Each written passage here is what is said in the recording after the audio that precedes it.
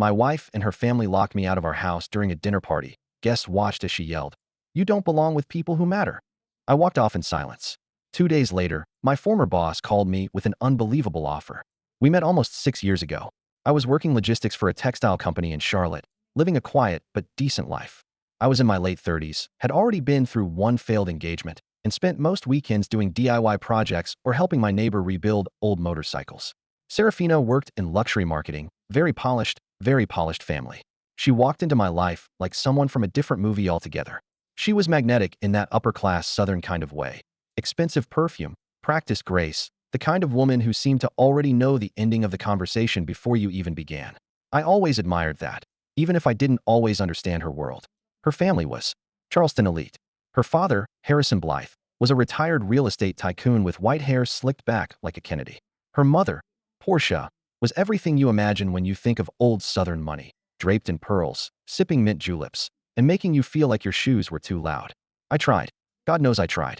When we married, I moved into her world, social mixers, charity events, white wine brunches with people named Prescott and Allegra who always smiled but never asked about me. I helped fund the down payment on the house. Every paycheck I had went into home improvement, furniture she wanted, parties she hosted. But the deed was in her name. Always her name. And every time we visited her family or hosted guests, I could feel it. The sense that I was some kind of long-term guest. Tolerated, maybe, but not accepted. Serafina changed, too. Not overnight. Slowly, like water wearing down rock. At first she laughed at my dad jokes. She used to brag about how handy I was around the house. But then it turned into rolled eyes when I spoke, or quiet disapproval when I suggested hosting a few of my friends for once. Still, I held on, because I thought love meant pushing through discomfort. I thought maybe, one day they'd see me.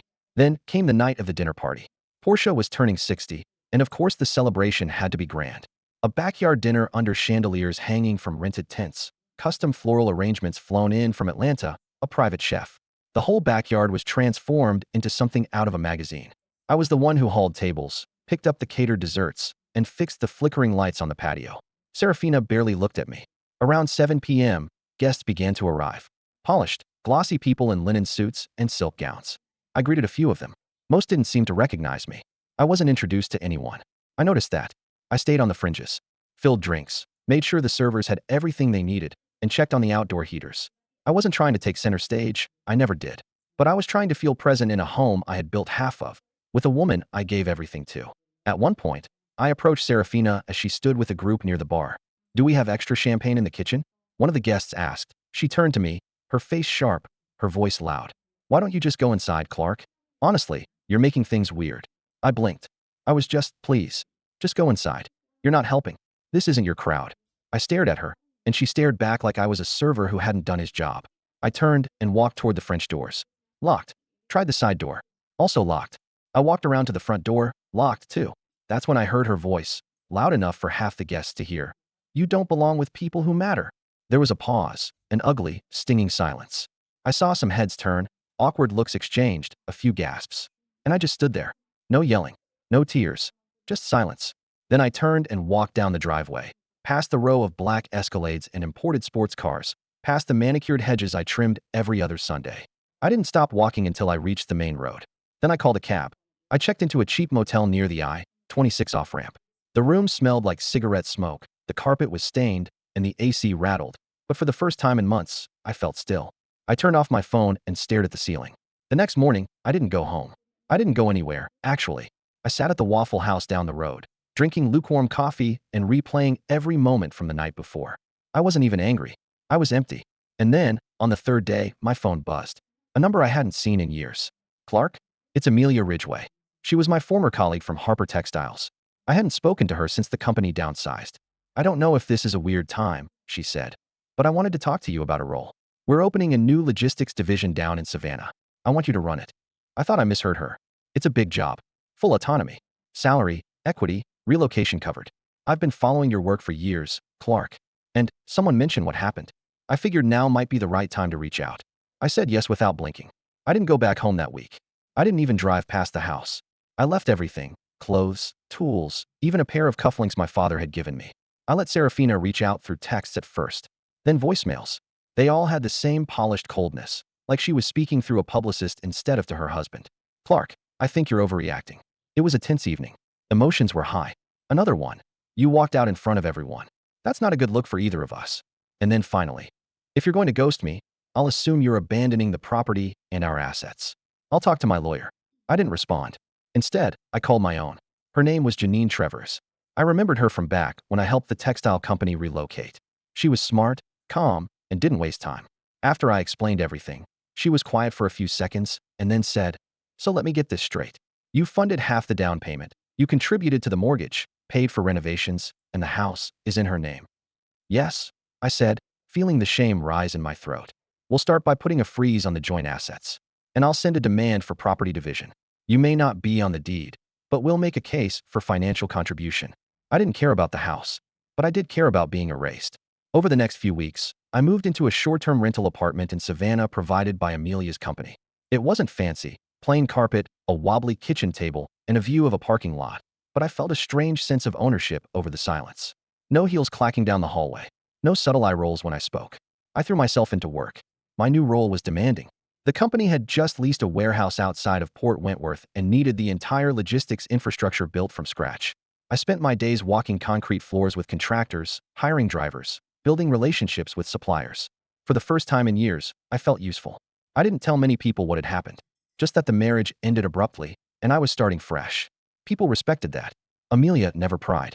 But every now and then, someone from Serafina's world reached out. A guy named Emery who had once chatted me up about football during one of her family's parties emailed me. "Man, I was at that dinner party. What the hell happened? Everyone was saying she locked you out of your own house. That can't be true, right?" I didn't reply. I didn't need to. But that was the thing. People were talking. The kind of crowd Serafina cultivated hated mess, especially mess they couldn't control. And I could imagine how it unfolded in their social circles. "Did you hear what she did to her husband? In front of guests? Oh my God. He just walked away. Didn't say a word." Well, Clark was always quiet. In a strange twist, the thing she thought made me weak, my silence, became the loudest statement I ever made. Then came the email from her. Subject: "We need to talk." There were no greetings, no "Hi Clark." Just 2 paragraphs explaining that the house was being appraised, that she would offer a buyout for my contributions, and that she'd prefer a private settlement. Not a single apology, not even an acknowledgement of what she did. I forwarded the email to Janine, who responded with, "She's worried. That means we're winning."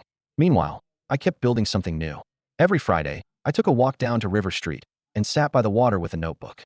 I didn't write anything profound, just thoughts, ideas, sometimes reminders of who I used to be before all this. A man who built things, who fixed things with his hands. A man who didn't need chandeliers or imported linens to feel valuable. One afternoon, Amelia joined me for coffee. We were reviewing some hiring paperwork when she casually said, "You're different than the guy I worked with 5 years ago." I looked up. "Better or worse?" She smiled. "You look lighter. Like you're not carrying something anymore." That stuck with me, because I was carrying something. For years, I'd carried the weight of someone else's expectations, of trying to fit into a frame where I was never going to be seen clearly. Letting go of that weight wasn't easy. It was humiliating. It was painful. It was lonely. But it was also the first step in getting back to myself. And though I hadn't fully dealt with the emotional debris Serafina left behind, I could feel the ground under my feet again. Then came the subpoena. Apparently, she didn't like how our legal filings were going. She hired one of the top-tier family law firms in Charleston and filed for divorce herself. The papers accused me of willful abandonment. When Janine read them, she let out a low whistle. So now she wants to play dirty. We prepared our counter. I documented every expense I paid into the house, every renovation, every party supply I purchased. I even dug up old receipts for furniture I bought. Janine found a clause in South Carolina common law marriage property rights that supported our claim. The weeks that followed were a blur of paperwork, depositions, and legal back and forth. I found myself recounting every transaction, every invoice, every text message and email that proved I wasn't just a spectator in our marriage. I was a participant, a builder, and, frankly, a man who kept things running behind the scenes while she played the public face. Janine had me gather photos too. Pictures of me repainting the kitchen, laying down mulch in the yard, receipts from Lowe's and Home Depot with my card on the bill. All of it became part of our response. Evidence that I wasn't the man who abandoned his wife, but the one she quietly pushed out the door, locked behind, and then blamed when he didn't knock to be let back in. As for Serafina, she never contacted me directly again. Everything came through her lawyer, a man named Barrett who wrote in long, icy paragraphs full of legalese and passive accusations. I wasn't surprised. Serafina had always been more comfortable speaking through intermediaries when things got uncomfortable. In her world, image was currency. Conflict was for the poor. The one thing that shook me came from her mother, Portia. One morning, I opened my inbox to find a short email from an address I didn't recognize. No subject line, just 2 sentences. You embarrassed our family. Whatever affection we had for you is gone. Don't expect civility. No signature. Nothing else. It stung, but less than I thought it would. I read it twice, then deleted it. At that point, I had already begun to understand the truth. I had been part of their lives, but I had never truly been in their world. They let me orbit because I was useful, quiet, and, perhaps most importantly, forgettable. Now that I wasn't quiet anymore, they needed me gone. Funny how that works. On the work front, things were the polar opposite. The logistics division in Savannah was thriving. My team respected me. My ideas were implemented without question. I had a voice again, not a loud one, but one that mattered. I hired a young coordinator named Miles who reminded me of myself 10 years ago. Sharp, humble, eager to learn. One afternoon, he stayed behind to help me remap a warehouse layout. And while we were measuring floor space, he said, "You seem really focused, Clark. Like locked in. I don't know how to describe it."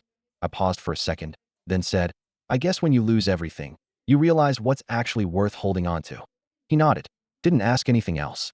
I appreciated that. There were still nights when the loneliness crept in. Usually when I got home and the apartment felt too quiet. No faint TV from another room. No footsteps. Just me, the lamp, and the hum of the fridge. I didn't miss her exactly. I missed the idea of what I thought we had. It's funny how your brain can be loyal to a dream long after the dream turns toxic. One Saturday afternoon, I got a call from an unknown number. I let it go to voicemail. Then it rang again. Same number. I picked up. "Clark? It's Wes. From your old neighborhood." It took me a second to remember. Wes was our across-the-street neighbor, a retired mechanic who I used to lend tools to. "I know it's not my place," he said, "but I figured you should know. There's a for sale sign out in front of the house." I didn't respond right away. "She's selling it." I asked finally. "Looks like it.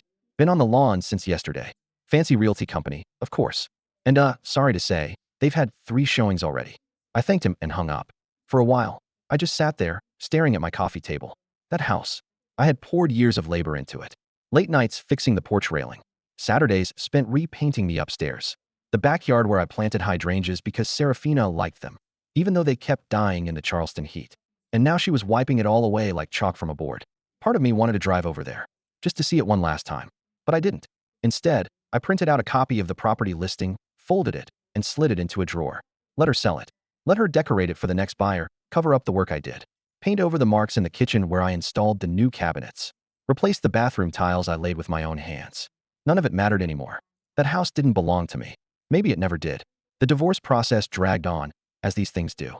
South Carolina law doesn't make things simple, and when money's involved, especially old money, things get slippery. But Janine was relentless. Calm, precise, and deeply unimpressed with Serafina's posturing. "She thinks this will be quick," she told me one day. "But we're not giving her that." I began to realize just how calculated Serafina had been over the years. The financial decisions that left me off official documents. The way her name always came first on every account. Even the charity events where I wasn't listed as a co-host. It had been death by 1,000 paper cuts. But now, for the first time, someone had handed me a scalpel of my own. The turning point came during a financial deposition. Janine and I sat across the table from Serafina and her legal team in a glass-walled conference room downtown. She wore her best version of composed elegance. Hair done, makeup subtle, blazer sharp enough to cut glass. She didn't look at me once, but I looked at her, and for the first time in a long time, I didn't feel inferior. I felt nothing. That scared her more than any angry outburst could have. Janine laid out our documentation like a dealer laying down a winning hand.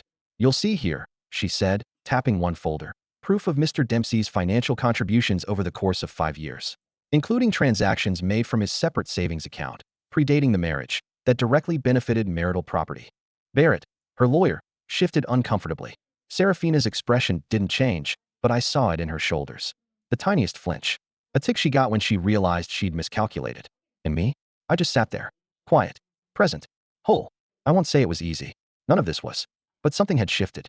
I wasn't just fighting for a settlement anymore. I was reclaiming space. The right to exist without apology. After that deposition, things began to move. Slowly, of course. These things always crawl before they walk. But something in the tone of their emails shifted.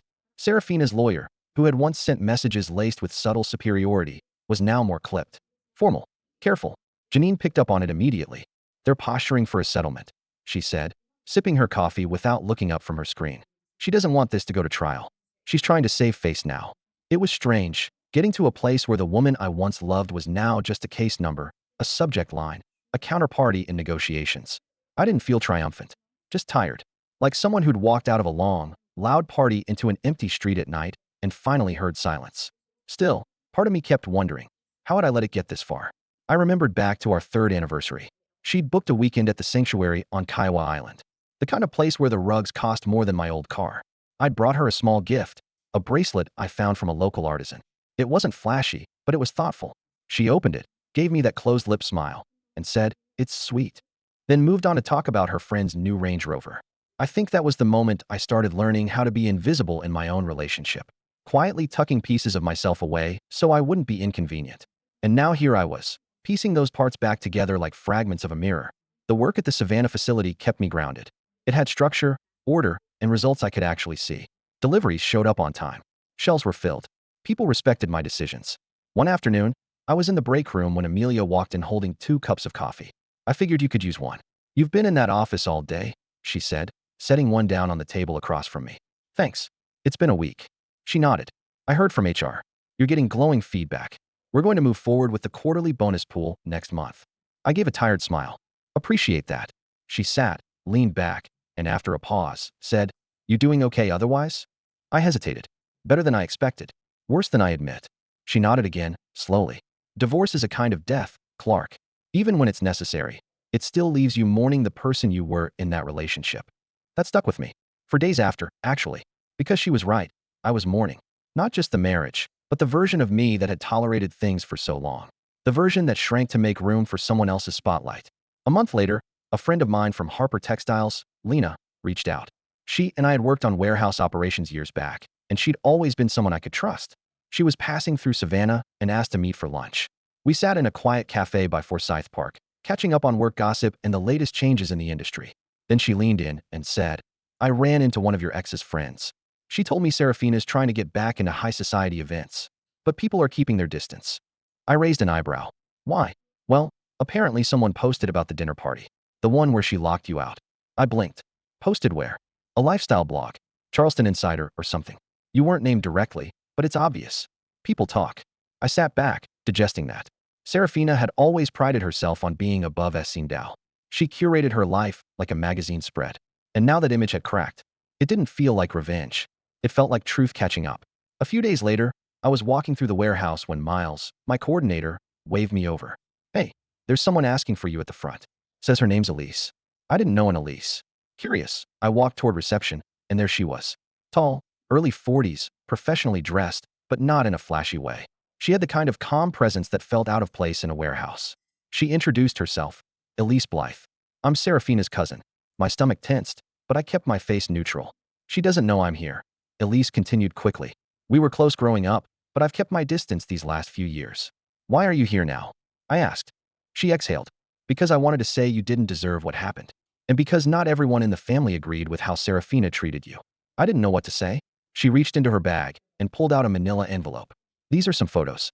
You probably don't care, but there are a few from early on, wedding, family vacations, before things turned. Thought you might want them." Before she throws them out, I took the envelope slowly. It felt heavier than it looked. "Also," she added, "I've heard she's planning to sell some of your things. You should know." I nodded. "Thanks for telling me." She paused, then offered a small smile. "Some of us saw you, Clark. Just because we didn't say anything at the time doesn't mean we didn't see." Then she was gone. I stood there for a long while after. That night, I opened the envelope. Inside were old photos. Me and Serafina in Hilton Head, my arm awkwardly around her waist. Our wedding day, where I looked dazed, almost out of place next to her carefully posed smile. A Christmas dinner at her parents' place, where I was the only one not looking directly at the camera.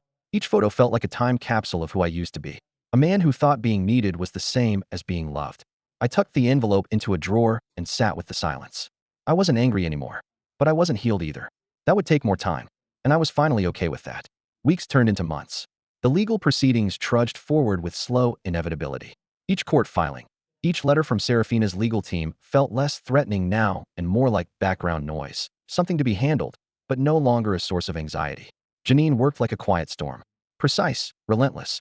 By the time we entered mediation, she had organized every receipt, bank transfer, and even time-stamped photographs showing the renovation work I'd done with my own hands. There was no room left for Serafina to frame me as the man who abandoned her. In the end, the court sided with us. I was awarded a substantial settlement, not just for my financial contributions to the home, but for the years I'd spent building a life within it. They called it equitable distribution. I called it finally being seen. But that wasn't the part that felt like revenge. No, that came later. After the divorce was finalized, I bought a modest but beautiful home just outside of Savannah. It had a front porch with enough space for a rocking chair and a backyard with fruit trees. Nothing extravagant, just peace. The kind of place where you could drink coffee and listen to the birds without hearing judgment in the silence. I planted hydrangeas out front. This time, in the right shade and soil so they'd actually live. And then, an idea started to form. It began as a casual conversation with Amelia over coffee in the office break room. You know what's crazy? I said. All those years Serafina kept saying I didn't belong in her world, and yet most of the people in it barely do anything that matters. Amelia raised an eyebrow. What do you mean? They host parties, pose for pictures, trade names and favors, but they never build anything.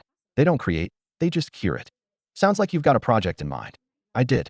With Amelia's support, I pitched a new community-based logistics mentorship program to the board, a nonprofit division under our company's umbrella, focused on training people from under-resourced areas in warehouse management, supply chain analytics, and technical trades.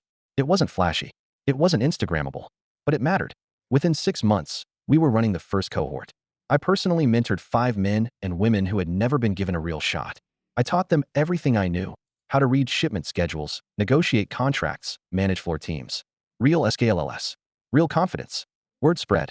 Local news picked it up. Then, a regional business journal did a profile. The article wasn't about me, not really. It was about the people we helped. But my name was in there, along with a photo of me standing next to the first graduates of the program, smiling, hands still rough from warehouse work. A week later, I got a call from a Charleston publication.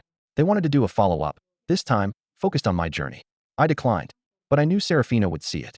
Sure enough, not long after, I received an email from her. No subject line, just a single paragraph. I saw the article. Congratulations. You seem fulfilled. That was it. No apology. No invitation to reconnect. Just a statement. I didn't reply. There was no need. She'd spent years trying to erase my worth. And now she had to watch me be celebrated for the very qualities she mocked. My patience, my work ethic, my belief in building something real. Months later, I was invited to speak at a logistics summit in Charleston. I almost declined again. But then I thought, why not? It was held in a hotel ballroom downtown, not far from the restaurants where Serafina used to hold court with her family and their friends. I arrived early, took the stage with a simple PowerPoint and no suit, just a button-down and the same pair of boots I'd worn when I first started work in Savannah. My talk wasn't grand or flashy. I spoke about starting over, about humility, about how building with your hands can save your spirit. The audience gave a standing ovation, not because I dazzled them, but because I told the truth. Afterward, while sipping a Coke at the back of the room, I spotted someone familiar. Serafina. She was standing near the exit, arms folded, dressed to perfection, surrounded by no one. Our eyes met, just for a second, and she smiled. Thin, hollow, the kind of smile people use when they're trying to look untouched by regret. I nodded. Then I turned and walked away. No bitterness. No final words. No scene. Just the sound of my own footsteps on polished floors, steady, grounded, free. That was my revenge. Not screaming. Not lawsuits. Not public takedowns. Just living a life that proved she was wrong. I did belong. Not with people who matter, but with people who make things matter. And that was more than enough.